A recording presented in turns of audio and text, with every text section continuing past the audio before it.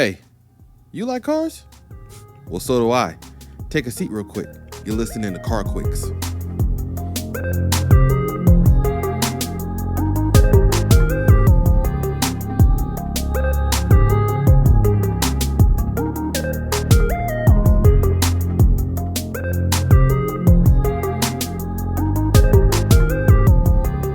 And we're back. I said I'd be consistent. I said it. I said my goal is to be consistent. So here I am. Another episode. CarQuicks. It's your host, Cameron. Cameron Biggs, if you want to be formal. Mr. Biggs, you know. Don't hate. So it's been an interesting week. I mean, nothing extra crazy in the car world, but there's been some interesting things that have come up. And this episode is mostly about an opinion I have about, or just my thoughts on a certain genre of cars that's coming out. And that's, heavily pushed. I love it. I love the idea of technology and the advancement of it and what's coming next and, all that jazz. I love it all. It all sounds very good to me. However, this episode today is titled, I wrote it down somewhere, hold on.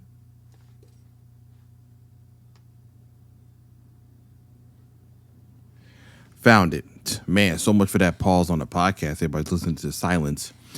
Okay. The title was, Electric Cars Do Not Have to Be This Ridiculous. And I'm saying this because all the electric, I guess Tesla is the most well-known brand. Their car designs are very simple, understated. They can look very clean. I've seen plenty of modified ones and Plaids and Model 3s, and they can look very good. You put a set of wheels on, lower it, things like that. You can make them look clean just from the factory. They look how they look, right?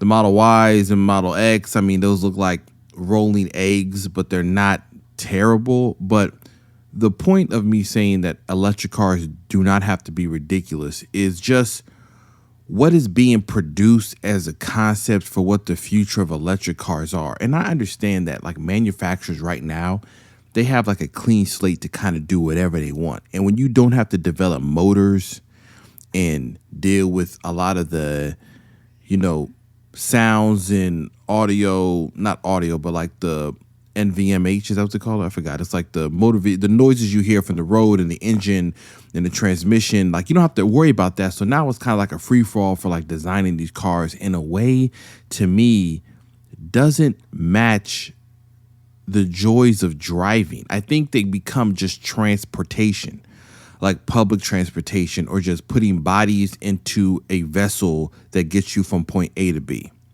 And what I mean by that is, so just this week, we had CES 2023, right?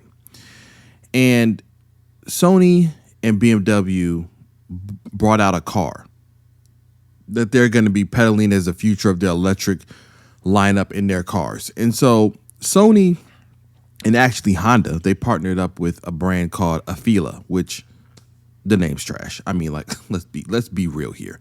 They sat in a room with all the letters in the alphabet, and they came up with Afeela, Afeela. Now, I know I could be paid whatever they were paid, and I guarantee I would have had a better name. But anyways, Afeela, don't even sound fire. Yo, what you dropping? I'm in the Afeela. The what? You feeling what? My goodness. So they make their car. Sony and Honda are teaming up together. Sony, obviously, with the sensors and the infotainment and the technology inside of the car. Honda with the safety engineering of a vehicle. Obviously, that's their bread and butter. And it's just none of these cars have a soul. They don't have anything interesting. It's just all computer. It's I'm staring at a laptop that has wheels on it. And I'm I guess that's fine if all you want to do is sit in the driver's seat and command the car to do something you want it to do. Like, where is the feeling of the driving? Where, like, and maybe we're getting away from that. There's a bunch of people who do not care about that. They just want to get to point A to B. And I'm in the minority that enjoys driving. So then we look at it a little bit differently. But these cars get too ridiculous. Like the Afeela, they're talking about having this full digital AR dashboard that augments the reality of the road in front of you. Things like what you're driving, what you're doing, the front grills and the entire digital display that you can change to the things you're doing. You can possibly play games in the car because it's Sony. So they're thinking they're going to utilize some technology that might emulate what the PS5 is doing inside the car. And I'm like, I mean, I'm a tech guy. I work in this field. So for me, I'm like, that sounds pretty cool. But where does that make the car interesting? Like all the cars now, they're all starting to look the same. Really, the angle now to try to do the very retro look. Hyundai did it with the Ioniq. They did it with the Ioniq 5, which had like the pixelated taillights, very cyberpunkish, retro synth wave, Blade Runner. It looks cool in a sense, but what happens is everybody's starting now to try to do the same thing, and we start losing some type of design language, which really, because of the nature of new electric cars and what they offer, we could essentially go back to like some really cool, truly future retro designs. It doesn't have to all be Kit and Knight Rider and Blade Runner. Like everything doesn't have to be like that to be like, yo, I'm in an electric car. They can look like better design, evolved designs of what we have right now. This Afeela car, I mean, as far as the technology goes, I'm sure it's going to be exciting because Sony, this is going to be like a showcase for them. And Honda obviously wants to move forward with what they're doing with the electric platform. But Honda made an electric car that they previewed that to me, the design was like, oh, that's very, very clean. It looks like now in the future. And that was the Prologue, which looks like, it's still kind of a boxy SUV, but the stance of it, the wheels and the way the hips and the shoulders looked and the way the fenders flowed, I'm like, yeah, that looks like a cool crossover electric car that looks like it's going to the future, but is in the present, if that makes any sense. This Afeela thing looks like a half egg on wheels. And I'm like, okay. I mean, if maybe all I care about is just getting to the grocery store and getting to work, taking the kids somewhere, then I mean, cool. But if you want to like have that moment when you park your car and turn around and look back at it, this is going to get lost in the sea of other eggs that are going to be in the parking lots because that's what everybody seems to be making when it comes to the passenger cars. They just all seem to get into the same mold. It doesn't have to be this way. They can come up with something that I don't even know. You know what? I do know. There is a company that's making some of the most fire electric retro design. And that was, I think it's called Alpha Motors, if I'm correct. I have to look this up as I'm talking to you guys. But Alpha Motors, if I'm correct, has been making some of the greatest looking retro designed electric cars that I've seen. Like they look great. Yeah, Alpha Motors. Like every one they have been releasing has looked amazing. Like I don't even know what else to say. They haven't missed yet. And their design shows what it means to have something that looks like the past going into the future. Very nice to be in the present. And I'm talking about most of every model they've released so far has looked that part. They had the Wolf electric truck. They had the Saga Estate. They had other electric cars. I mean, like every single one they've been showing has been so fire that it's almost maddening because it looks so good. It makes so much sense that all we can do is pray these people can make it to production. But this ain't about Alpha Motors because I'm sure one of these podcasts we're going to do a deep dive on them because, boy, who's ever designed over there has got the pin. But as far as like the Sony and the Honda car that showed at CES, I was just like, I mean, it's nice. The technology is good, but it's forgettable. So other than them talking about the front grille has a digital display, which as soon as I saw that, I was like, oh, this is going to be an advertising nightmare. Like you're going to pay a subscription or something to function the car for the infotainment system, and they almost definitely going to have some type of advertisement on the front end. If you don't want to pay for it, the front end of your car is going to say like Sherwin Williams, come and get some paint or something as you're driving around the car. Like who, what? No, nobody wants that. But digital displays on the front, I mean, not to be like the old head to be like, yo, this car has cost so much, all these electronics and things are gonna be impossible to fix. Listen, we ain't gonna. There's gonna be a point in time where we're not gonna be fixing nothing. Then we're gonna catch up and have some knowledge of the third party aftermarket. Then we're gonna be back to fixing them. But if you get in a front end collision and you got a full OLED screen on your grill, then I mean, insurance is gonna be crazy in the future. It's gonna be nuts. But I think it's an okay car. I just think that one, the name is trash. I don't care what anybody says. Fight me. Like the name Afeela, I'm not a feeling it. Okay, it's no. But they could have. I just feel like you're talking about Sony game design, product design, Honda car design, product design. I'm just like, you guys could have definitely made something that looked a lot better. I mean, y'all could have made it look like an Acura Legend, and I would have been like, no, this is a winner. But obviously, because of range and stuff, a lot of these things have to become very drag coefficient and become a certain shape to cut through the wind as efficiently as possible. And unfortunately, the look of that isn't the greatest. It doesn't look that great. It looks just okay. Model 3s, Model Ys, Model X, the Model S kind of, functions in a very clean sedan look, but even then there are many talks of like, yo, that design's been around for a while. It's getting a little tired, not too much, but it's going to be time for something new.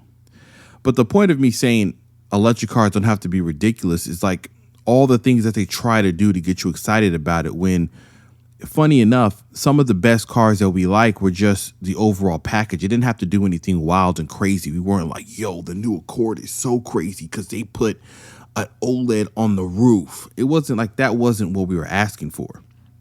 People just want to see something that evolves and moves the needle forward. And they're like, man, that's a very nice upgrade or a very nice change into what I had previously. And I was in that model. But I think the manufacturers get too caught up in trying to be the first one to excite the crowds, like to do something very exciting. I think Dodge, for example, did really well when they were showing off the electric version of what they would consider the Challenger, because they went even further back on the design to look like the original one from like the 60s, and then brought it into the future with new technologies and other design elements. And I thought for them that married the idea the best, because you're like, oh man, I'm still looking at a car that like I really would like to drive. And one of the things about liking to drive is because that emotion, it matters inside of the cars. And so I think when I'm talking about the electric cars being so ridiculous, that I don't even know if they're really talking to people who like cars, or if they're just trying to find something that's truly exciting or just kind of over the top. I think a lot of it's just over the top. I don't think some of it is really that, I don't know. I don't think it's really that designed that well. To me, some of it is just extra for the sake of being extra. Like I said, electric cars is a clean slate for all these manufacturers, so they now can sit in a place where they can do something brand new. Now, another car that was released during the CES, but this was just cars coming out this week, was Ram, not Dodge Ram, but Ram Trucks released their electric 1500 concept truck, which they hinted at being most of it is gonna make it into production. Yo, when they say this stuff with the craziest looking bucket seats inside of a car with aluminum framing in Alcantara, and you're like, come on, dog. Like, that whole interior is not coming to the dealerships, okay? And the truck is cool. I don't know why I can't even, outside of the Ford F-150 Lightning, which looks basically like an F-150 but electric, which I think is kind of a smart path to take when you're trying to bring in this new wave of cars. The Chevy Silverado EV and the Ram EV, I guess throwing the Cybertruck as well, It's like a lot of these are just kind of just wild designs that I feel like will not hold up for the test of time. These are not going to be here for the long haul. Most of the people that see these cars are going to buy them because they're initially excited, and they're not going to age well. So the new Ram came out, and it looks decent. I mean, it's a very muscular, very broad shoulder design of a truck, similar to Ram trucks in general. Think of TRX with gigantic wheels. I don't even know if those are like 26s or 24s or whatever they put on it. And then the interior is the normal extra. It has suicide doors. Those are not coming to the fact. Like, come on now, stop it. You know good and well you're getting conventional doors. The interior had 4 buckets that could slide fore and aft, like pretty far. And then there was a 7th or 6th jump seat in the back, which obviously this interior is going to be completely revamped. They're going to get down to the standard seats and chairs. They're not going to have these crazy looking buckets, even though they are trying to say that this was the interior. I don't believe that. Now on the dash, obviously with electric cars, I think one of the issues that I have, or one of my opinions when I say they are getting too ridiculous, is that they take away all the buttons. Everything is just a gigantic screen. And I'm like, okay, cool, that's screen, but are you a good person at creating interfaces? Like, is your touchscreen activity well? Is everything kind of hidden inside of a screen where I got to change the radio? I got to tap on 4 different screens to then go to the HVAC and then change the radio station and try to turn on Bluetooth. And the funny thing is, we do all this and everybody wants you to not be distracted when you're driving. But I got a 19-inch screen in the middle of the car asking me to do all these things to help set it up. Of course I'm distracted. Like, I'm looking at mad graphics. What do you want me to do? I'm trying to get to the AC. I got to tap on 5 different screens and do voice recognition. I'm distracted. Okay. So on the Ram one, they have like this big 18-inch, 19-inch screen in the center. Obviously, it's like the new form of what they do now inside of their Ram trucks, which has a bigger screen. So they're just doing an evolution of that. Obviously, very clean, no really bezels, kind of like a floating screen. Some of that to me is a cop-out when it comes to design, because the floating screen on the dashboard, the same thing that you see other journalists say. It's like an iPad on the dashboard. It's like there's no really thought into integrating that well. Physical buttons are still they're needed. Like, look at the new look at Volkswagen when they put all touch controls on the GTI. Almost every review was like, yeah, you could have just stuck to some physical buttons. Like, I don't need to slide my finger and do a wave, a gesture in the air, and a Harlem Shake to get the car to recognize what I'm doing. We're doing too much. So this one, designed well. The roof obviously is this crazy opaque, goes clear, goes opaque. It looks like it has almost like veins inside of it, the way that they designed the roof of this. Clearly, this is all concept. There's what would be the reason to bring this to the dealerships or bring it to production, other than saying I'm gonna have a large panoramic roof that can obviously fade out, block the sun. That makes sense. One of the coolest features, though, that any of these electric trucks offers is the ability to kind of haul stuff that's really large because of all these different designs that they can throw in. So just like the Chevy Silverado EV, this one has what they call like a midgate, which is somewhere on the back of the truck where the cab is. A door can kind of slide down and you can push in something that's much longer. And then in the front of the truck, there's another opening somewhere in between the center console all the way to the front or the frunk of the truck. And you can basically slide something in like an 18-foot 2x4 or 2x6 and stack them that way. That's pretty cool. I don't know how many people that are really hauling and building and doing lumber are going to really care to try to haul the whatever small amount of 18-foot or 16-foot 2x4s or 2x6s that they need. But if you're like a homeowner and you have this and you run a project, the cool thing is I can kind of haul something that's much longer or as long as the truck without having to call upon Home Depot to get a trailer, truck, or whatever it is to haul it over to my house. So that one is a cool idea. But I think some of the designs as far as what we're looking at in the future need to dial back just because the cost of these things becomes too crazy.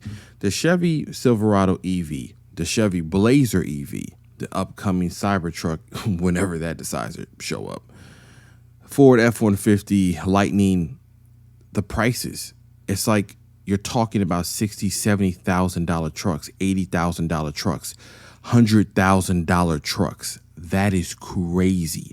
They said the Chevy Silverado RST, the EV one, at the full spec is like $104,000. What are we actually talking about?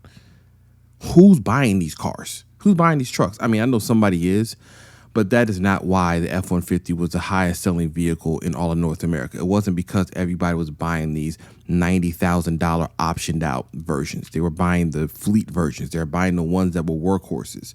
And so I think it would be nice to start seeing electric cars and trucks that really speak to mass adoption, right? The Ford Maverick, if they make an all-electric version of that, keep the price under 30, keep it in the same realm it is, massive hit. If they get to a all-electric Equinox or something that's like under 25,000, or if Tesla can make a car that's actually 30 grand, the Model 3 no longer is that. It starts at like 45. It gets to 50 when you really add the stuff you want to do. If you want the full self-driving, AKA advanced radar cruise control, then you're going to have to add 10,000 or more to that as well. And so all of a sudden we got these $50,000 electric cars. And then when you want people to adopt them, nobody's adopting them. Nobody's actually signing up for this unless they just want it for a status symbol. Tesla is a status symbol now. It's not necessary. I mean, I guess some people do feel like they're helping with the environment. I'm buying an electric car. I'm providing something that's better and not polluting, so on and so forth.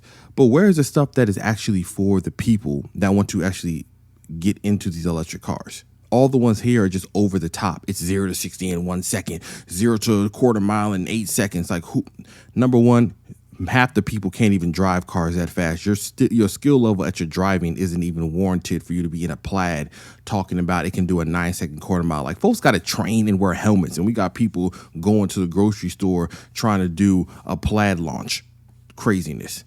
That's why I'm circling back to that company, Alpha Motors, because what they have created, and I say created, I'm talking about all we have is kind of like digital designs and renders. But man, if these people even get close to making something, I'm immediately putting a deposit down. This stuff is too fire. We're talking about retro future design. Very simple, cutting to the point, a lot of overland, kind of outdoorsy type of car builds and trucks. It would be really cool. Or on the other hand, it would be nice to see the manufacturers, instead of trying to chase the over the top, the extra, like the Hummer EV, kind of started this thing with all the American truck manufacturers wanting to kind of outdo each other. I got 26s on the Chevrolet EV. It does this. It costs $100,000. Ram comes out. We got 4 buckets and clear roof, and we got the tailgate, the midgate, and then you ask them, well, what would it cost at the top end? And guaranteed it's going to be somewhere like $80,000, $90,000. And it's like, all right, well, we lost the plot if what we want to have is mass adoption of people inside of electric cars.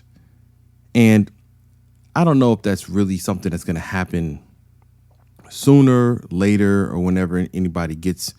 When we kind of get closer to this point, I think it'll start happening more, where we get to these electric cars that kind of start making more sense. Not everything to me has to be this digital screen in the grill and all screens in the interior and no steering wheel and a yoke steering wheel and bucket seats and everything on the outside looks like a rolling egg and nothing has any type of design. Like, you can get to these squarish designs that also introduce the future as well.